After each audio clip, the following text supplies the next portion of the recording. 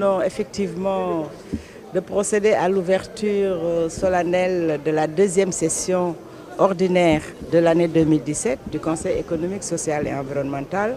Nous avons procédé à l'adoption des textes qu'il fallait étudier au cours de cette session qui va durer encore 2 mois. Et nous avons 4 affaires sur l'analphabétisme de manière générale et ses impacts sur les populations, sur les problèmes de prise en charge en termes sanitaires sur le VIH-Sida et les femmes, donc les couches les plus importantes. Nous avons des problèmes également environnementaux extrêmement pointus. Nous allons statuer sur l'affaire qui concerne la saisine officielle du président de la République lors de la dernière remise de notre dernier rapport et qui porte sur le pétrole et le gaz.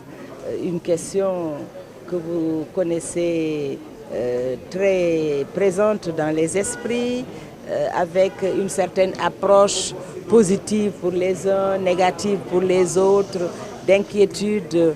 Mais c'est une question extrêmement importante que nous avons eu à déjà élaborer lors de nos journées portes ouvertes avec des experts internes comme externes pour baliser un peu le terrain, et ça nous a permis de faire les termes de référence en termes de soutien au COS et au président de la République lui-même qui nous a chargé de réfléchir sur cette question. Pourquoi? Parce que nous considérons que le pétrole et le gaz constituent aujourd'hui un enjeu de taille pour le développement du pays, mais un enjeu en ce sens qu'il faut à la fois réfléchir et pour les générations présentes et pour les générations futures.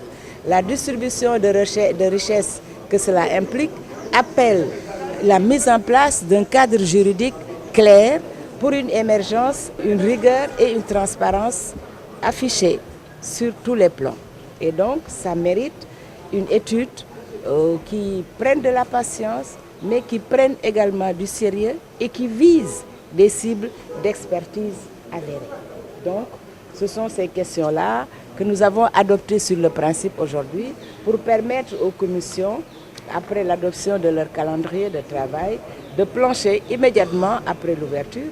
Bien entendu, en amont, beaucoup s'est fait du point de vue du travail, de recherche, d'identification des structures ou des personnalités ou des personnes ressources à auditionner.